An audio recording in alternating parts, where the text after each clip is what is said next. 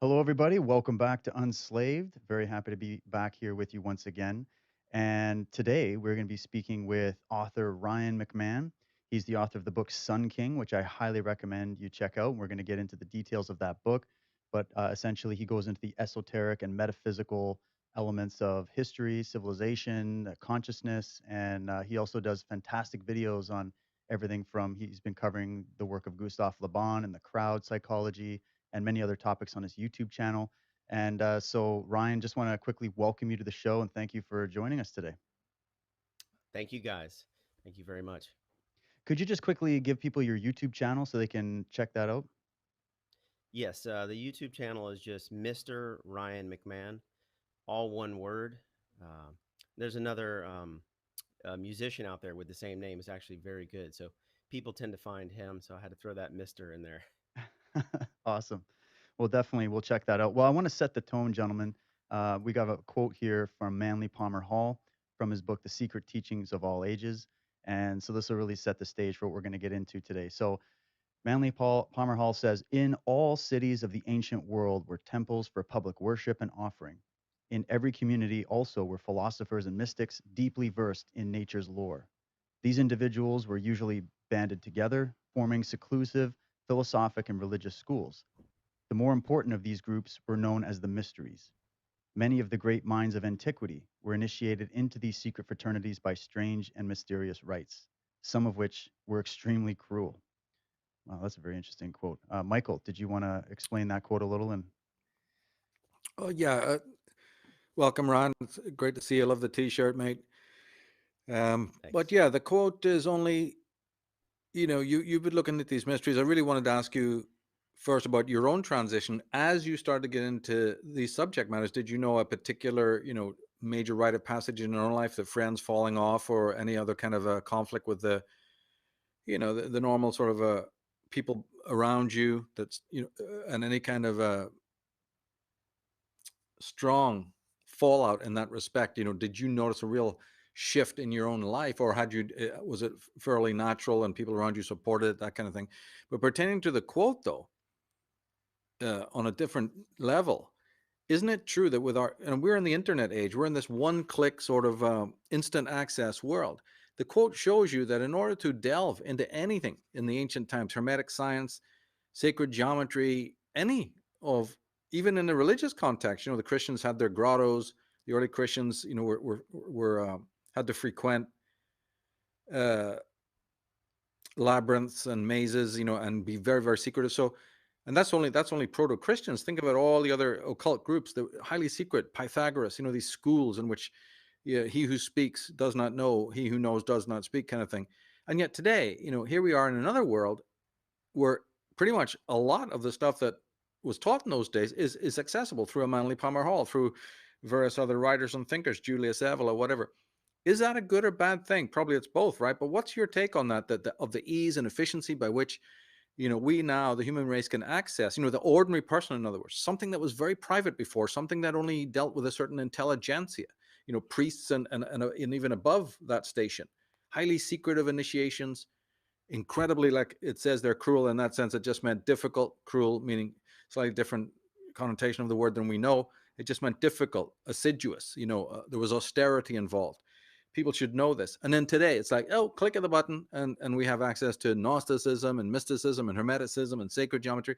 What's your thought on that? Just an overview, and then maybe you could address the other thing, the more personal thing there, Ryan, please, if you will.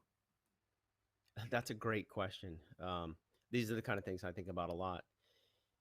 I I think that it is a good thing. I do feel like we are in the information age, and I feel like people have access to these things at the click of a button.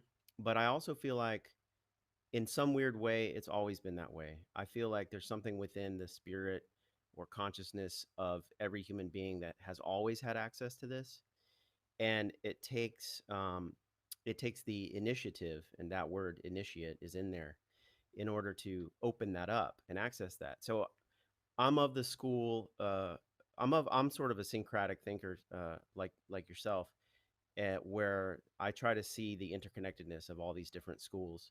And so I think that initiation is a self-induced process. I think it It's always been that way. I don't think it will ever change. You have to have that will or that intent, the will to power. You have to be self reflective enough to have a noble aim or a high aim or a purpose. I mean, I think all success in any endeavor has to do with your goal, right? Like your purpose. So I think that Palmer Hall is correct in that quote, and I think The Secret Teachings of All Ages is a fantastic book. If you're a person who's open and interested in finding out about what our ancestors felt was important, that book is this like just that book alone. You could study that book all by itself and educate yourself on the esoteric side of theology, philosophy, symbology, numerical literacy, um, and these rites of passage. Just with that one book alone, I mean, that book is intense. So, I mean, hopefully that answered that question. Well, I think the information age is a very, very, very powerful thing. I sort of look at the internet like it's just an extension of the printing press. And what happened when the printing press, became available to the general public? It was an explosion, right? An explosion of ideas, an explosion of information being given back and forth, and then the literacy rates of the populace obviously came up. And I think that's actually happening now with the internet. However, I mean, I am highly critical of my current culture, uh, and some of the places that they take this tool and this technology into. I think it's being abused, or it's just not. It's not being. It's not necessarily being used by enough people to help themselves or others. And it becomes like an entertainment thing. It becomes a way to escape from reality. Or, I think that all these schools and all this information embodied in the wise elders of all cultures is and always has been guarded and sacred. And so the internet provides that, which it's a double edged sword, right? Like all technologies have that sort of double edge to them. It's like there's a yin and a yang to every new technology. And I think that it needs to be handled with care. And I love the internet, although I have a serious sort of love hate relationship with it. And I really have to look at the time that I spend on it and what I'm doing with my time. And I'm one of these people that doesn't have a TV, and I don't watch football or that sort of thing very often. I use this as a tool because I have this strong drive to know myself. And I think that there are brilliant people out there. Uh, I know this is a bit of a long winded answer, but let me just finish up by saying this. Yourself, Michael and David, and the work that you guys are doing right now, it has been, you're not the only ones that has been instrumental in my life, but just the book list that's on your webpage. Just there's certain ideas that have cracked my mind open that I can directly link to you guys in your show, and I can do that to other great authors and great thinkers as well. So sometimes I want to put the internet down, and then there's other times where I have access to an idea that I would have never had access to, and I had to sort of meet it halfway and seek it, and it came to me, and I go, man, there's no way I would have known about this if it weren't for the internet. So I look at it like a bit like fire. It's it's um it's an elemental sort of thing you have to be careful with, and you have to take care with how you use it and what you do with it. But at this point, I wouldn't want to dispense with it. It's just how you use it. What do you think about the age we're in right now? Would you agree with there was a prediction that Michael had made years ago that really struck me, and he was saying as we move past the year 2012 and all of that, there's going to be a lot of upheaval. There's going to be a lot of chaos. We're going through this sort of roach cleaning process, and there's always uncomfortable points in that. But ultimately, we're moving towards an age of revealing. What would you, if you're looking at things esoterically or astrologically, would you agree with that? And do you have any comments on that? Yeah, I would definitely agree with that. Some of my answer is just intuitive because I'm um I'm looking for those omens. I'm looking for those signals in my life, and so I find them. And I know oftentimes we find what we're looking for. However, um, just in I can only base it on my own personal experience. The syncretic, or not syncretic, the synchronistic events that have happened in my life due to spiritual pursuits or pursuits of higher knowledge, or just selfhood, committing to the path of selfhood, and seeing how that affects my relationships in my life with other people, and then hearing the similar connections that happen to other people that are engaged in the same type of endeavor.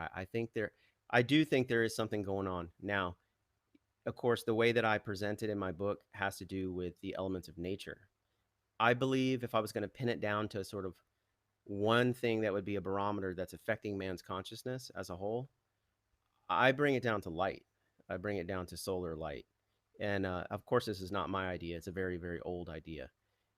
But I look at the human body as being a harmonic of nature, um, how it's built, its whole structure, its forms.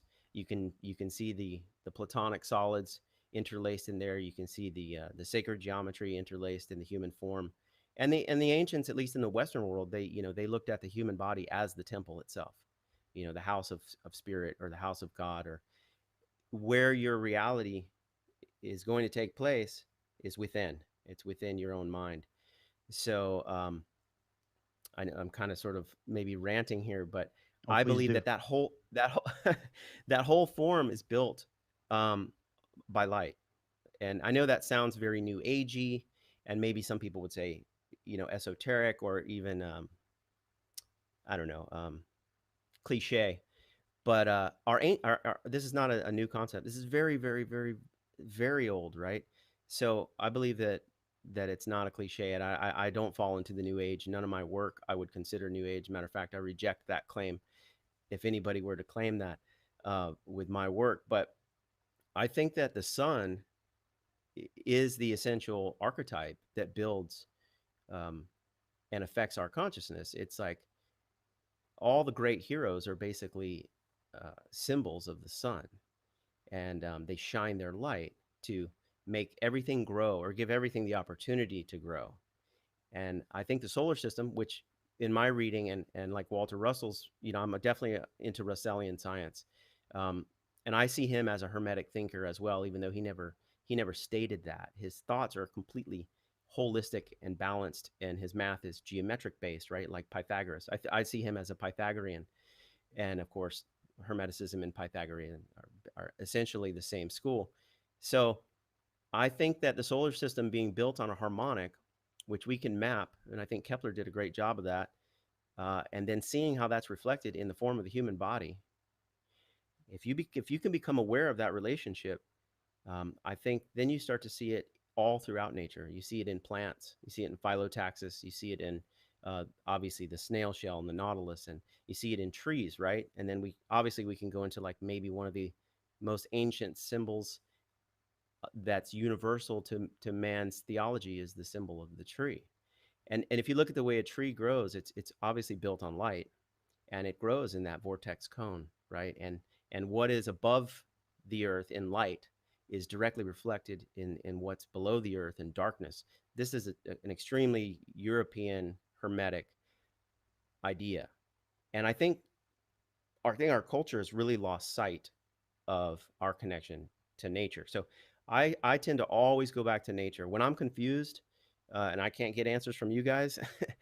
I sit alone in nature and I ponder. I'm very contemplative, um, and if I sit there long enough, I tend to get an answer. It may not be this profound revelatory, like, oh my god, I figured it out answer, but it's an answer that will lead me to the next one and give me some sort of peace and serenity to where I can move forward without any kind of anxiety or any kind of fear.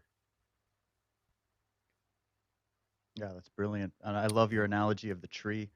Michael's done a great job getting into Druidism and the symbolism of the tree, and how it's even some of these symbols and these ideas have been co-opted by other forces with other agendas, let's just say, because power is not, or knowledge is power, right? And so whoever wields it can empower their own life, but they can also use it to control and set up these sort of prison-like societies that we find ourselves in. And this is what I think Manly P. Hall was getting at a little bit in that quote, was that some of these rites and rituals were holy and sacred, and some of them could be quite cruel.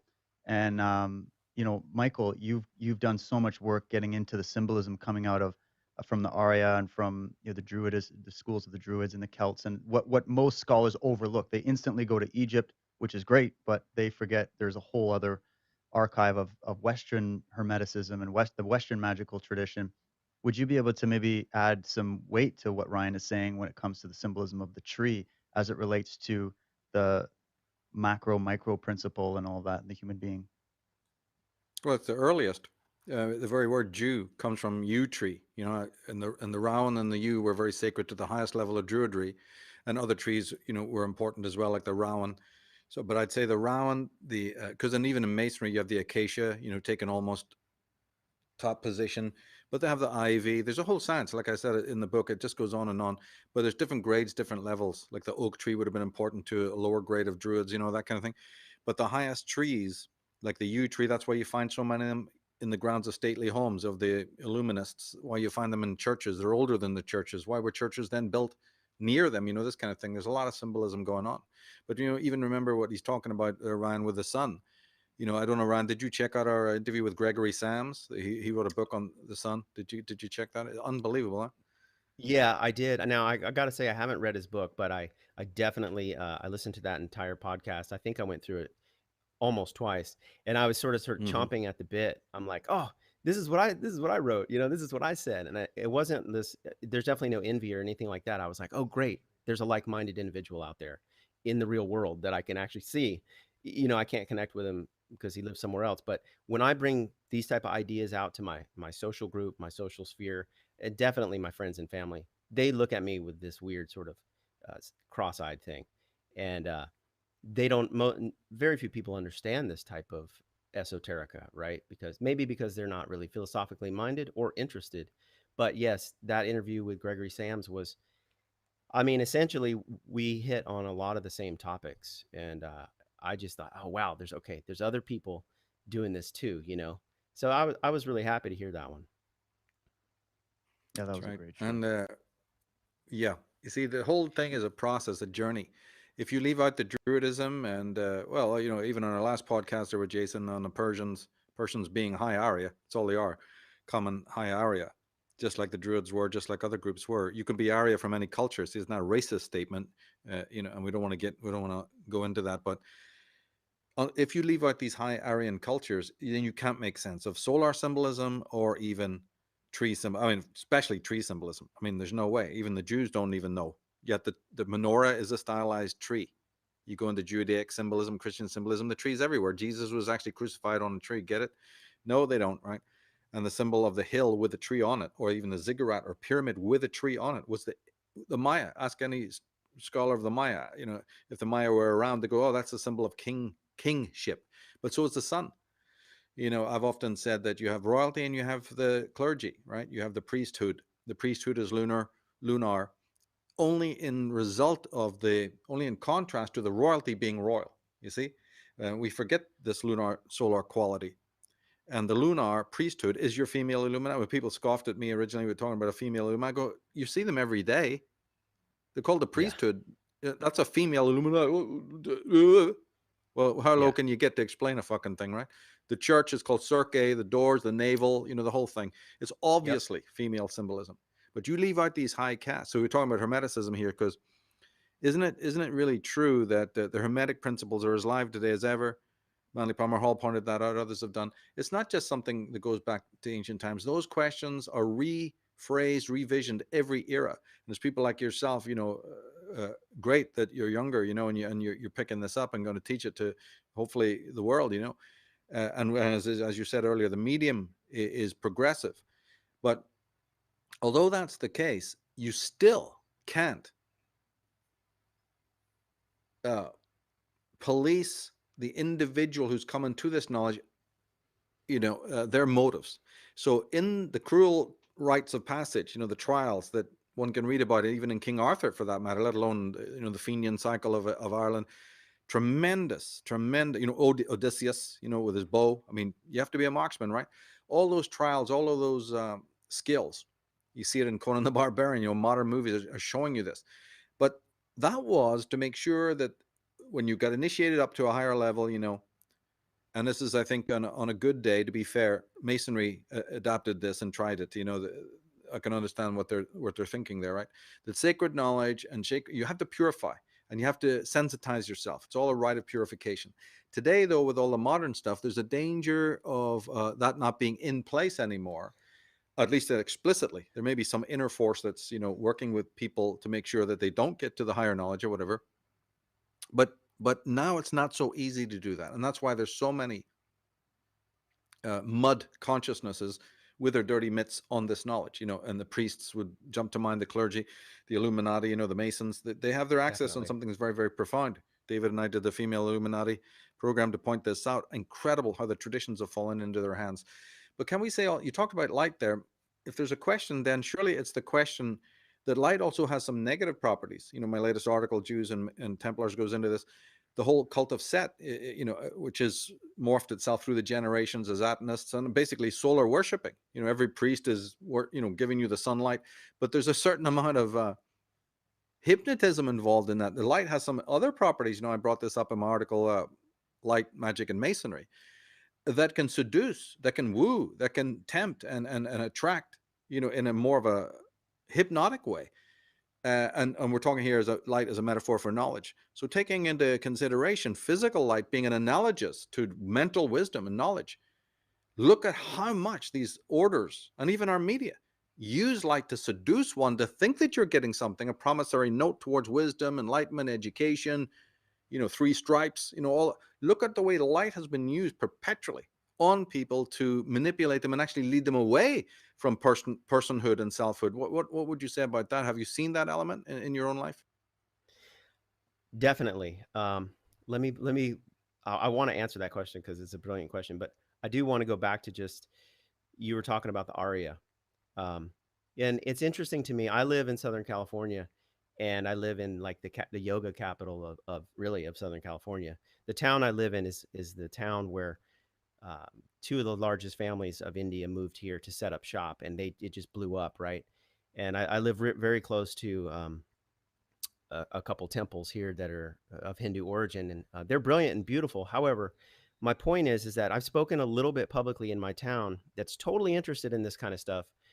And one of the things I spoke about, which was full of yoga teachers and full of people who had devoted, years to teaching quote unquote yoga postures and the asanas to people. And in one of my talks, I addressed the Druids, which knowledge I got from your book, The Irish Origins of Civilizations, which is incredible. It's like, honestly, I wish I could get that book in physical form.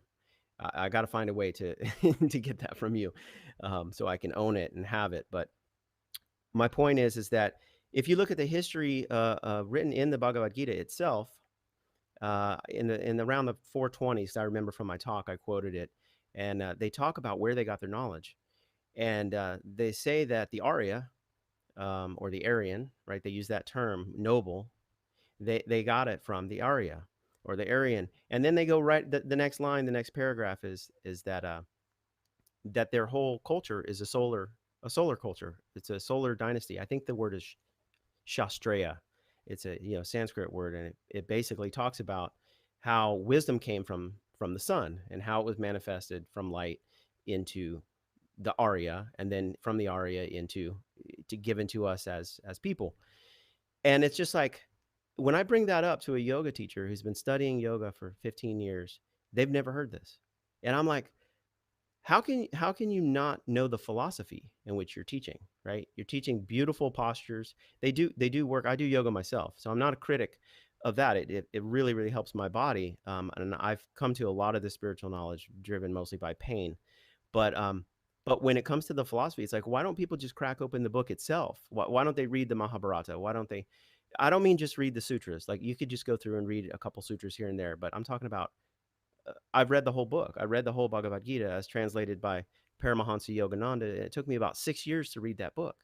It's really intense. And I'm not saying that I've digested it all, but I came across that in their own history, like, oh, this is all about the sun.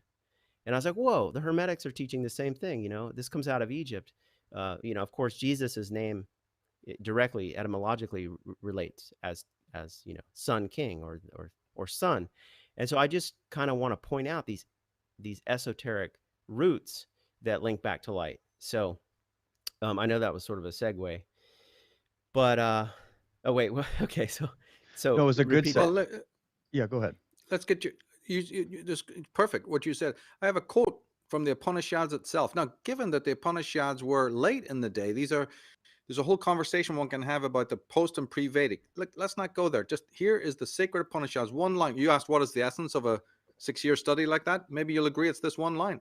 The Upanishad said, "So whoever worships another divinity than his self, thinking he is one and I another," right? The dualistic idea. He knows not, says the Upanishad.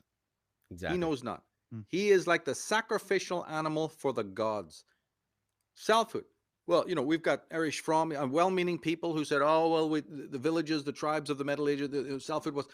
Yeah, okay, in a collective, well, there's hardly any selfhood today collectively. So he's right to that extent, sociologically speaking. But he's not right when it comes to the area and the shaman class and the priesthood class, where there was this quest of individuality. It's a very fine line. A lot of sociologists, especially the hard pragmatists, just don't believe there was any concept of selfhood in the ancient days. And yet we have to dig for evidence, to show that there was. But it was mostly in a hieratic way. The priest class is what we're talking about. Look at that incredible statement. So the ancient, and that's not the only one. There's even other Gnostic works. There's even the Clements of Alexandria. Look, for goodness sake, you don't even, if you have to, you can even go to Christianity, where Yeah. Christianity has this message of selfhood and personalism does it not. You even have the Clements of Alexandria carefully translating pagan traditions. There's a thread of this going through Christianity. Maybe they borrowed it from the Persians, but he, you can do what I can do and more, and these kinds of statements right in the New Testament. There is evidence of that idea of unless you open your, is personalism, right? Unless you open your own heart to the source or whatever, if thine eye be single. There's a lot of emphasis there on the individual road, right? The Siddhartha road, right in the Christian doctrines as well. It's the only way. I mean, that's my take on it is that if I have one message and it's, there's a lot packed in there, it's basically self sovereignty, and that word sover is where we get the word super, right? The V and the P mean the same. It's, they're interchangeable as far as their consonant value goes. So sover means super, right? So a sovereign self is a super self. It's a Superman, right? The Ubermensch of Nietzsche. And so that would be the primary message, right? And this is nothing new. It's not like I came up with this message. This is me reading people like Nietzsche and me reading people like Origen and me reading people like Isha Schwaller de Lubix and R.A. Schwaller de Lubix and Giordano Bruno, and the list goes on and on.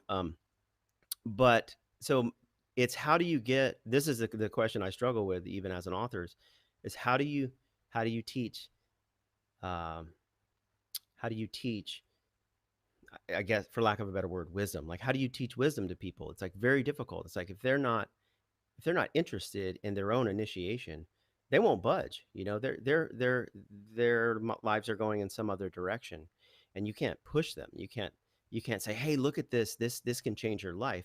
As soon as you start doing that, you run into that you put yourself in that role of authority, right? And then you can easily be taken down because you tend to be like preaching or pushing something. And so I've learned the hard way because I came to a lot of this stuff very I won't say very early, like in my teens.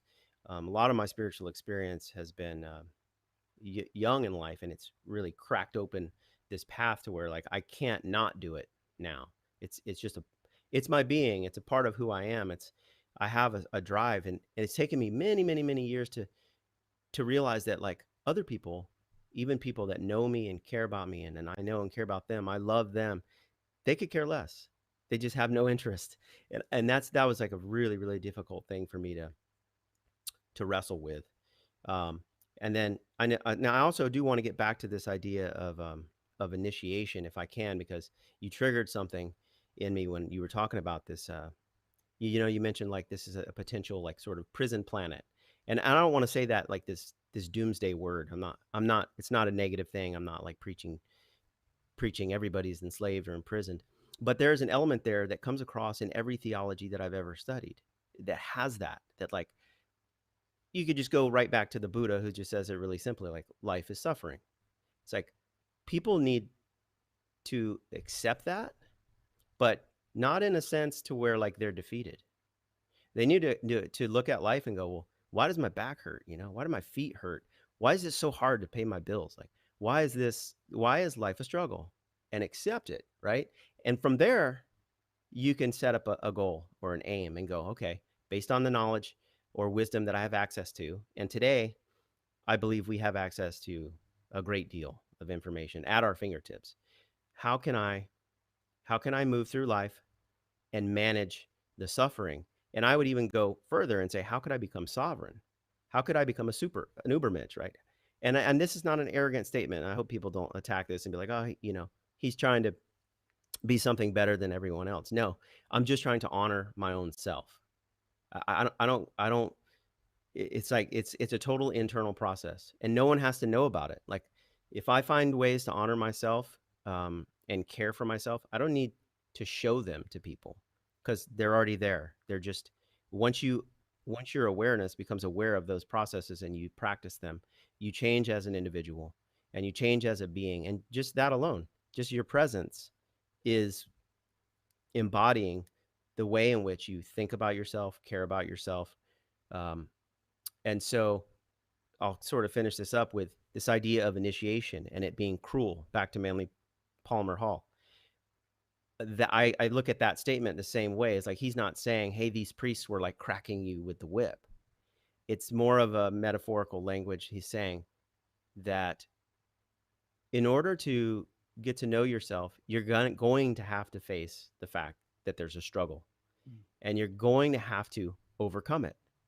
And it's like, there's nobody else, no one can do it for you. And that's basically initiation in general. It's like, and this is where the priesthood gets corrupt, right? There's been powerful people who have had access to knowledge. And then for whatever reason, selfish reasons, usually they go, oh, I have a little bit more insight than someone else. And they just go, I could use it to my advantage. I could hold this person down. I could trick this person. I could subvert something sacred. And that's the key point for me, is that this type of knowledge, real esoteric, I'll just say real spiritual knowledge, and it is real. It's not this new agey kind of fashion that you put on. It's absolutely real. It's built into all of nature, all of light, all of your being, all of body. It's something that will never not be there.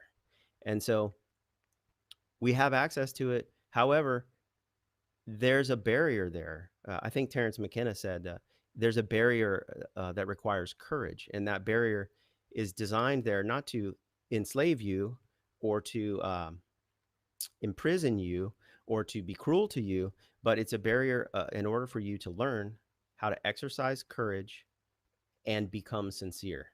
And if you can't do that, and I don't mean for other people, I mean just within yourself. We all know, deep down inside, we all know where we're weak, and we all know where our strengths are. And a lot of people tend to focus on the weak points. But if you can't show up for yourself in your own unique Siddhartha path, your own unique way, then you're going to be blocked by that barrier, and you're going to feel imprisoned, right? You're going to feel somewhat under the thumb of some force, and it's super easy to blame it on anything else but you, right? It's super easy to go, oh, it's the IRS, oh, it's my family, oh, it's my overbearing mother, it's my culture, it's my church, it's my coach. It's so easy to blame it on someone else. But okay, I'll sort of finish this up, is that I have been really very, very fortunate. I've been blessed in a couple of ways. I've had two teachers in my life, one male and one female, and maybe we can get into some of that. But both of them willingly suffer in these very, very interesting and tremendous ways. And you probably know from my book that like I've spent a lot of time in Native American ceremony, and this is something that our culture does not understand. And I've been very lucky to work closely with Lee Plennywolf, a spiritual chief of the Oglala Lakota, and just being there witnessing what they would call suffering is incredible. It's incredibly powerful to go, well, why would they do this? I don't want to say do this to themselves. Why would they sacrifice or give of themselves this much, and in this very unique, very old, specific way that our culture does not understand. And I've been able to be there and witness it, and like be one on one and be a part of that ceremony. And I do fire keeping, and I've smudged people, and I've been able to go in the sacred circle and see this with my own eyes, like right up close, many, many, many times. And I go, wow, this is what we lost. This is what our Druid ancestors absolutely knew. This is what the Europeans knew. This is what the Hermeticists knew in their initiations. This is what the Taoists knew. You know, this is what, I'll go to you, David, the martial artists know. It's like, you're not going to become a perfectly balanced, very strong, able to direct and control your energy uh, martial artists without some struggle, a great deal of struggle, right? And it's so that's the struggle I'm talking about. It's this initiation. It's these high character traits, courage being one of them, sincerity being another one, authenticity being another one. It's like those aren't just given to you. You have to claim them. They're always there. They're within us. They're latent in our spirit. Like, of course, Carl Jung talked about this. All these archetypes, we're born with them. That's why we're divine. That's why we're blessed. They're there. But you have to be initiated into them. You have to claim them. It's a personal power you have to develop. It's not going to come to you at the click of a button. It's just not going to happen. Like on a mythical level, you're talking about, right? That the mythos is there, and we walk most of the time out of sync with it. But there are certain moments where it's like two cogs, connecting. Pain being the biggest one. I agree with you. Schopenhauer would have agreed with you. Some of the greatest thinkers have agreed with you. In fact, I think we've all can agree, and a lot of people listening to this as well, that there is already pain at the root of the very earliest stages, like in Negredo, Yeah. and Rubedo and Albedo in alchemy.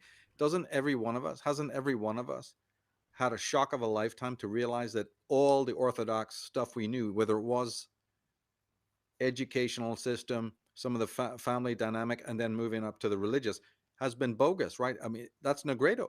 That is to discover So in other words, for me, the first initiation, because you asked earlier about how do you teach enlightenment? How do you teach wisdom? The first step in that is kind of catabolic and deconstructive, in which all you'll ever do to get them to even think along the way that you're thinking is not to offer them the sun, but to offer them the carbon, which is, let me demonstrate to you that all your thinking is wrong. Like Lloyd Pye would have said, everything you know is wrong. Talk to me about Jesus and religion. Let me show you how fucking bogus that is. 80 Yeah. translations of a single fucking passage. I don't care what it is. We can't go into the whole detail. But the Negredo is the showing of somebody that everything that they know, in the Orthodox normative world is wrong. And that the priestly deception exists. And then once they've downloaded that, once you've laid that case, it is completely up to them to go, well, I'm just going to roll over and go back to sleep. I agree with you now that it's all a pack of lies, politics, sociopolitics, religion, normative ideas of God and spirit. I get it. It's all a big fucking deception, but I'm going to roll over and go to sleep. Out of 100 people, one will say, take me to the next step, isn't it? Yeah, and I want to say this. This is like sort of this is obviously my personal experience and quote unquote personal story. I've through that process of seeing my friends, let's say, drop off or be disinterested or even write me off. I go, why is this happening? Like, why aren't these people interested in their own being? Why aren't these people interested in their own spirit, right? And then I realized over time that I know how I came to this. I know exactly what drove my life in this direction, and it's the reason why I wrote two books, and I'm about to finish a third one. Um, and really, it's a big conversation, but it's my life has been um, dominated early in my life by pain.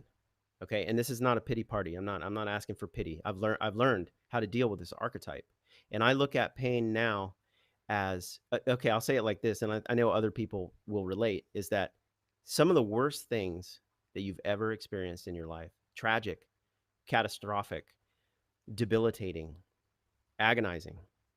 If you work through them if you're able to. And sometimes you lose. Sometimes you get beat and you dissolve, and go back to spirit.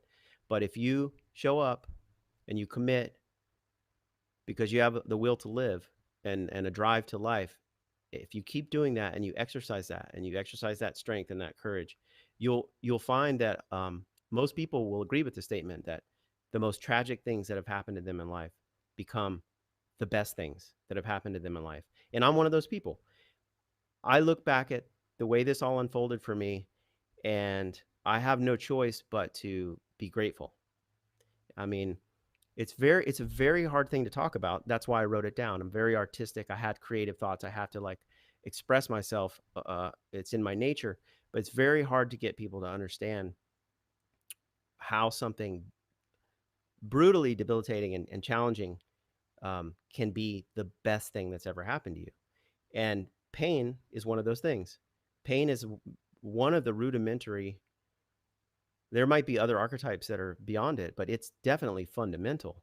It's like every one of us comes into this world through birth, right? And birth is obviously a painful process. And I think that just relates to creation itself.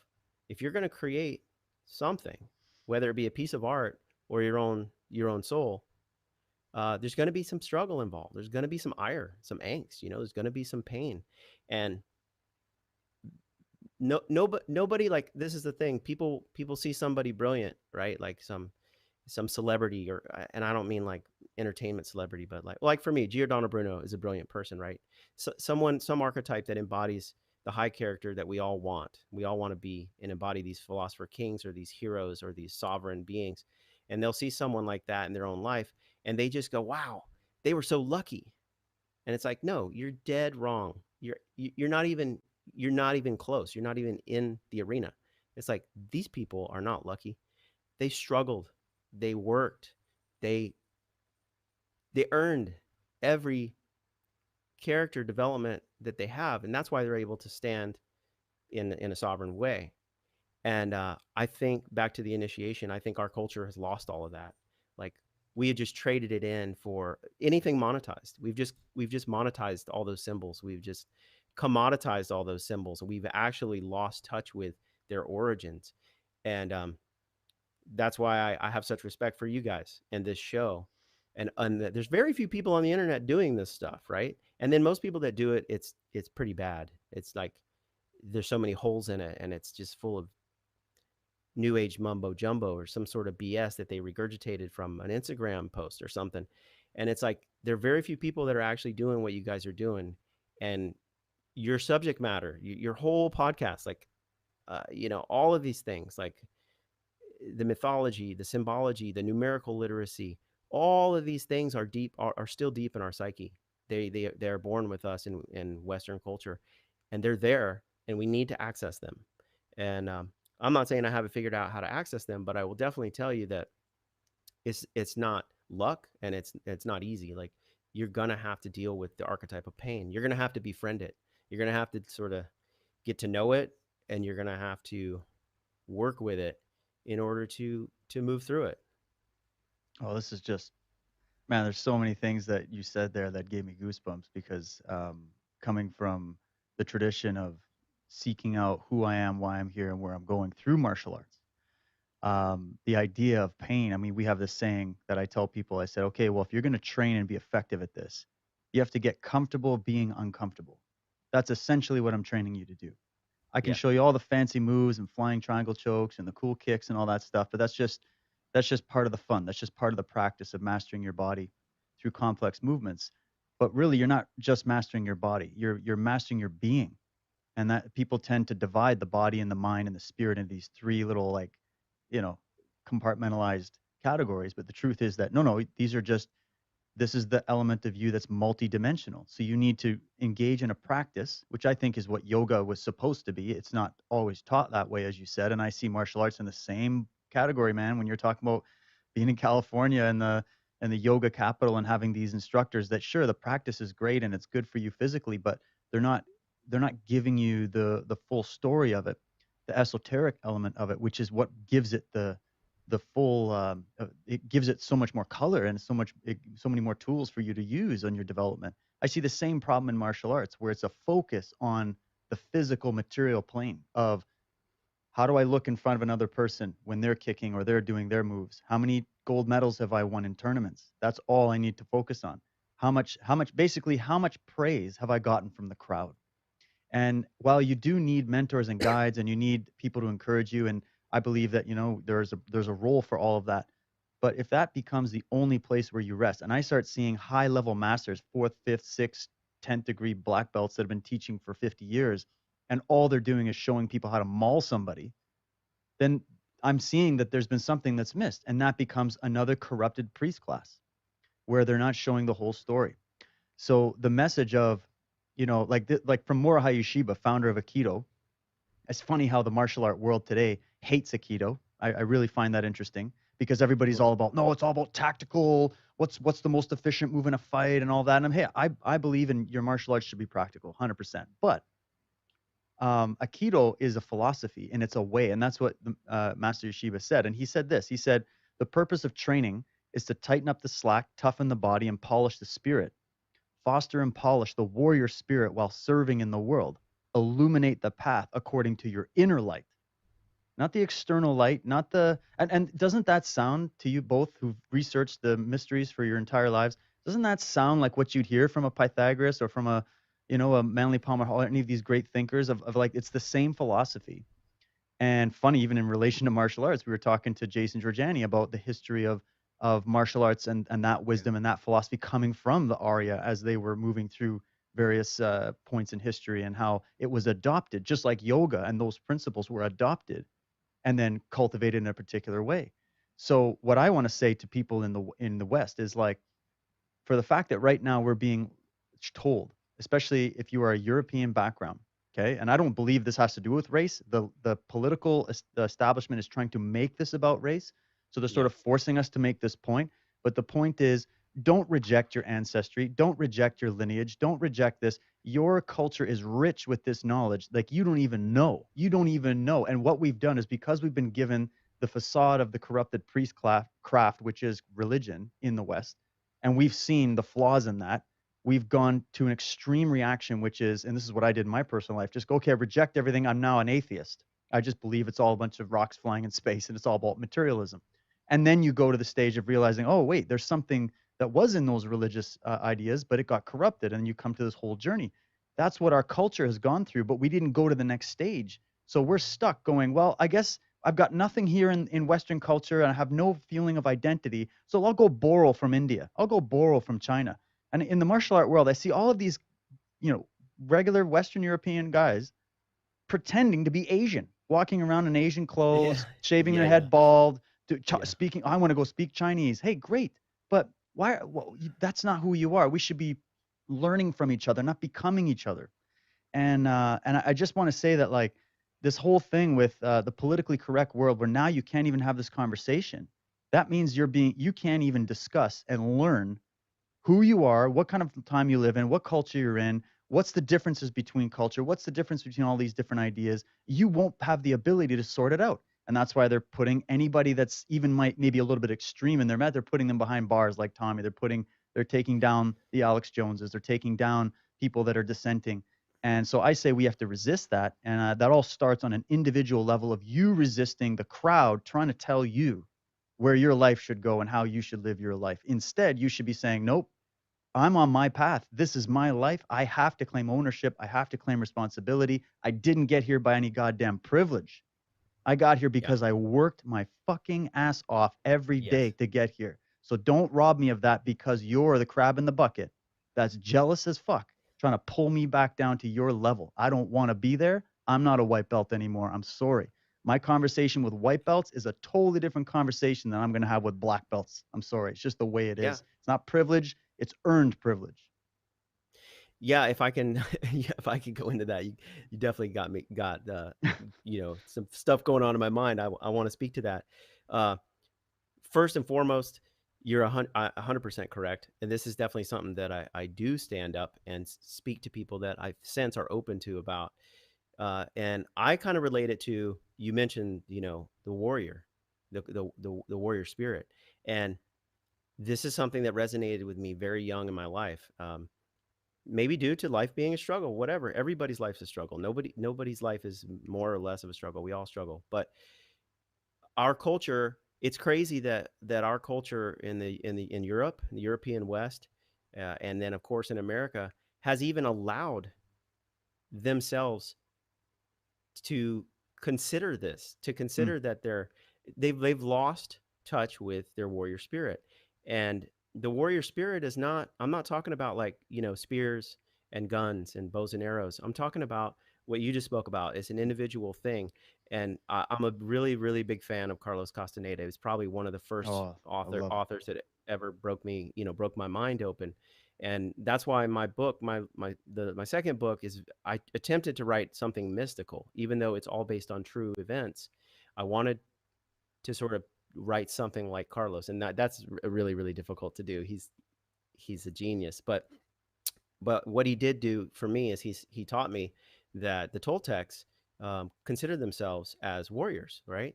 They have different stages, and the first stage is just, you're a warrior on the path of knowledge. That's your first stage, right? And your end stage would be someone who has become aware of the totality of their being, which translates into being free, total freedom, right? Freedom is that sovereignty. And so a warrior on the path of knowledge, the first thing that you learn is that knowledge is a frightening affair. It's like Mm. everybody wants to be smart. Everybody wants to put a feather in their cap. Everybody wants to say, well, I know something. But real real knowledge of being, right? The thing that you are. There's no other greater knowledge. I don't mean scientific knowledge or technical knowledge, or I'm talking about knowledge itself, the consciousness that exists within your life, your being, your source. Learning that is what Carlos is being initiated into. It's like, and it's an incredibly frightening affair. And there's no way that you will deal with that fright. You will ever overcome those obstacles without the warrior mentality, the warrior spirit. And so I'll just go real quick into the four obstacles. You guys have probably all heard this, but I put this into my life all the time, no matter what I'm doing. The four obstacles, if I can remember them, of a warrior on the path of knowledge, or a man of knowledge. The first one is fear, Mm. right? And so everyone can relate to this. We all have fears. It doesn't matter if you're just talking to someone you never met before, there might be a fear there. Or if you're doing something really big like public speaking, or you have a promotion you have to sit to see if you get. There's fear for everything. So overcoming fear, if you practice and get through that as a warrior, it gives way to the next obstacle. The second obstacle is clarity. And this one threw me for a loop. I was like, wait a second, I'm trying to get clear. And you're saying if I overcome fear, I can have clarity. Aren't I done now? It's like, no, but Carlos is, and Don Juan, they so eloquently put it, like, no, you don't really realize that clarity is an obstacle as well. It's better than fear. If you live in clarity, then you're no longer in fear. But fear will always be a part of your life. You will always encompass fear. However, it won't drive you. It won't dictate you, because you've learned how to deal with that archetype. You've learned how to negotiate it. It doesn't go away. It doesn't dissolve. It just doesn't affect you the same way. So now you're in a state of clarity if you have that. And why is clarity an obstacle? Well, because there's something higher than just being able to see. And Mm. that's what all wisdom traditions really are teaching, is how to see, right? How to see what actually is, right? That's what I think wisdom really is. It's like right now, in this current moment, being able to tap into what actually is happening, right? And being able to see it. And so once you have that clarity, the third obstacle of a warrior on the path of knowledge is power. And this makes perfect sense, because who can wield, who can embody power uh, in a benevolent way always, without Mm. tripping up, right? Who can handle power? And this is what our ancient druidic ancestors had: a hierarchical, I don't want to call it priest class, that's maybe not the right word, but a system of initiation, to where very few people could let power flow through them, embody it, and allow it to do what nature would have it do, and not step in and go, no, I want it to do what I want it to do, right? Like, I've earned this right. I'm the one wearing the robe. I'm the one with the, with the feathers in my hand. I can decide what power does, right? And that's where the corruption happens. And so there are true holy people on the planet that have done this kind of work, and they are no longer living in fear. They have a tremendous clarity. They're able to see what's happening and use that knowledge to benefit not only themselves as beings, but anyone they come in contact with, um, by allowing the next one power to flow through them without being seduced by it, right? Because they don't create power. You have to humble yourself and realize that, like, yeah, power exists. Otherwise, none of us would be here. Like the planet, it's a magical, mysterious thing. It's like this. If you really stop and think, man, the universe is a mystery. It's Yeah. it just blows my mind when I really stop and think. And so there's a power that created it and that sustains it. It's going moment by moment, day by day, sun by sun, moon by moon, year by year, procession by procession, all the way into the anthropos, right? And so if you're one of those people that can actually stand and embody power and not try to use it for your own benefit, then you've arrived, right? You're a true holy person. You're a true spiritual person, and you have an incredible light that is shining through you, whether you do it intentionally or not. You just are that. You're just being that, right? I think that's the Buddha, right? That's a Christ. That's in the Native American tradition, at least in the Lakota language, they don't deny Christ. They know exactly what that being is, and they say, yeah, it's the one who makes us breathe. Mm. They call it the Wakinyan, right? The holy. The Wakin means sacred, like all children are sacred. The Wakinyan is the one who gives us life, the one who makes us breathe. And they believe that's a spirit, a universal spirit that flows through every single man and woman. And so if you're going to try to corrupt that, you got serious problems, right? If you can't respect that, and this is a problem I have with atheism, not really agnosticism, but atheism, is that they deny that. And I think that atheism is basically self-denial, and sort of a sadist way of looking at yourself and the world. And it's a sort of a refusal to do this kind of work, or a refusal to show up for yourself because somewhere you're hurt, right? Well, guess what? We're all hurt.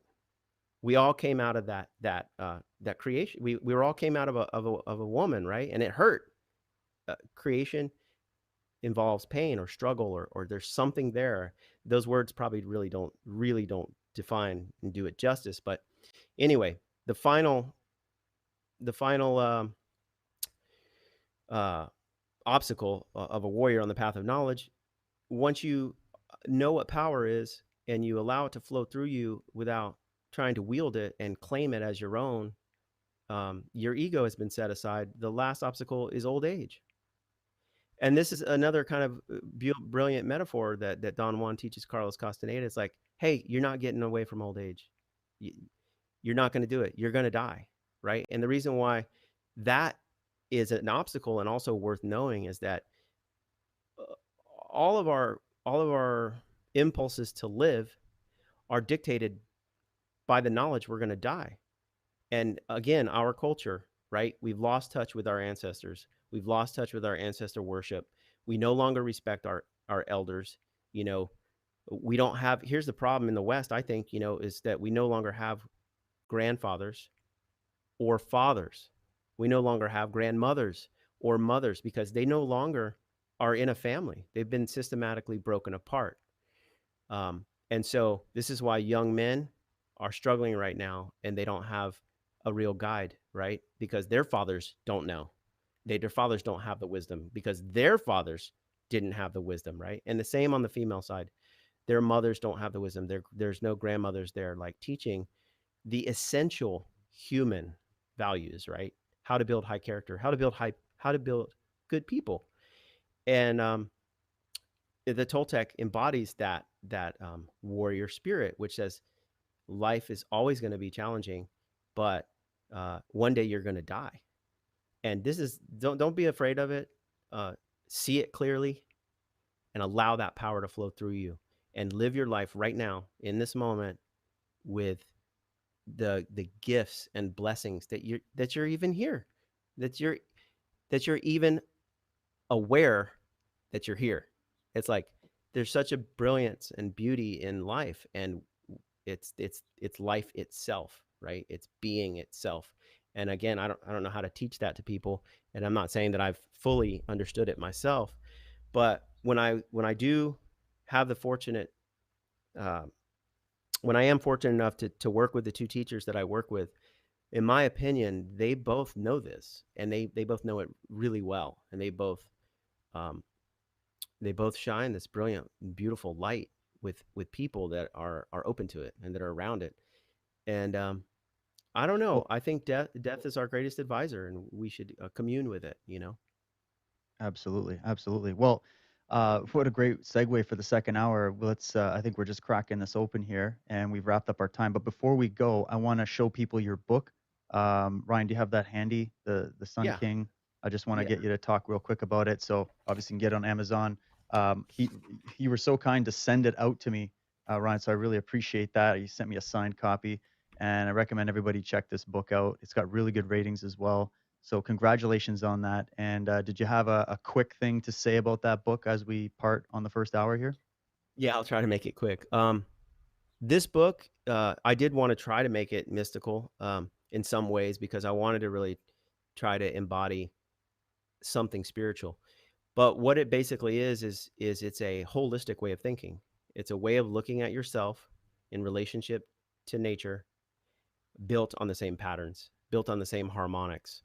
So it's all driven by solar light, but it goes into um, the development of our language, the development of the human body, the development of our psyche or mind, and the archetypes that are there and involved in there.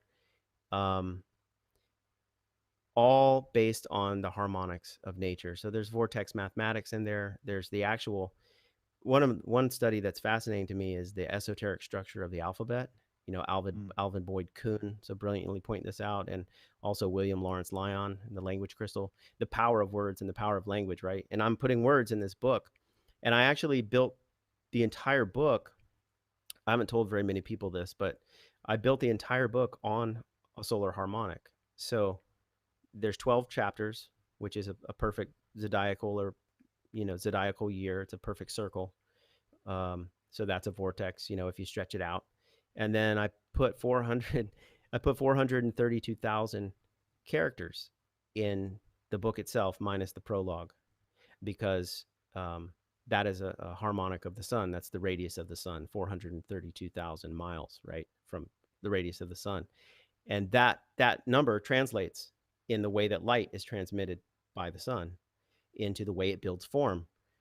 So, and that all these numbers basically are all based on the number 9, which is vortex mathematics. And that's a whole nother subject. But to me, that's the building blocks of form, right? Platonic solids, and thus all form, phyllotaxis, the human body. And that those forms must affect our consciousness, our psyche, as well as our emotions, our energy and motion, and then as well as our being. So I tried to build a book that would pay homage to great thinkers who have influenced me, that all knew this stuff. So there's a big link to the Hermetic teachings, a big link to the Tao, a big link to Hinduism, and the cosmology of the Hindus, Swami Sri Yukteswar, as well as Yogananda. I draw on a lot of people. I actually draw on Micheal's work as well for the etymology and a lot of the stuff about European alternative history. And then I draw on R.A. Schwaller de Lubic's. I draw on a lot of people, but yeah, so there you go. That's what it's about. well, that's great. That's everything. That's fascinating. Well, let's just get into all of that on the other side. So I just want to give a quick notice to those that are watching. If you've been watching on our members stream, we're going to take a 3-minute break and we'll be back here talking more about this with Ryan. And just want to say great first hour. So catch us over at unslaved.com, everybody. We'll catch you next time. Cheers. Thank you guys very much.